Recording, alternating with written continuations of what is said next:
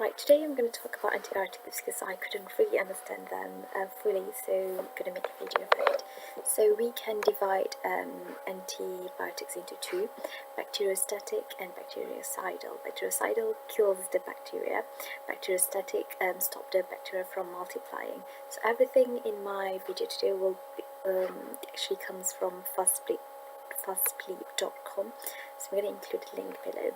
So, antibiotics. It can be broad, it can be narrow. What does that mean? So broad means it can be used against a variety of gram-negative and gram-positive bacteria, whereas narrow, very only against gram-negative or gram-positive. It's not for both negative and positive. So it can work in 4 different ways. It can work by inhibiting the cell wall synthesis. Only bacteria can have cell walls. Human cells do not have cell walls, okay? And then it can also work by inhibiting the protein synthesis, or it can inhibit the nucleic acid synthesis, or it can inhibit the cell membrane synthesis. Right, okay. So, three antibiotics that inhibit the cell wall synthesis are beta-lactams, like penicillins, and we also have cephalosporins and vancomycins.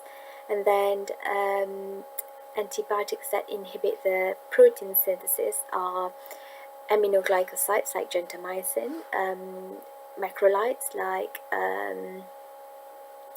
erythromycin, and then tetracyclines, clindamycin, remember clindamycin, or remember pseudomembranous colitis, and then chloramphenicol. I repeat: aminoglycosides, macrolides,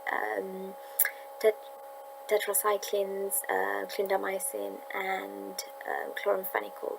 So all 5 of these inhibit the bacterial protein synthesis. And then we have antibiotics that inhibit the nucleic acid synthesis. So we have sulfonamides, metronidazole, quinolones, trimethoprim, and rifampicin.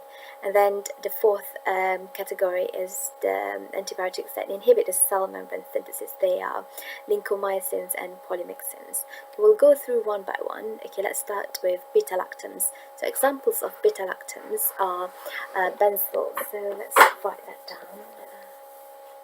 Right, the marker. Yes, I do. So beta-lactams, okay? We have first beta-lactams. So examples of beta-lactams would be things like benzyl penicillin, or benpen, or just penicillin, flucloxacillin, and amoxicillin. Okay, so they are bactericidal. They kills the bacteria. Side effects will be hypersensitivity in 10% of the population. So usually when we ask people if they have an allergy, mostly will have, among all of the antibiotics, it will be penicillin. And then it can range from a rash to a full-blown anaphylaxis. Some bacteria secrete an enzyme called beta-lactamase. So that is against the beta-lactams that the antibiotics have.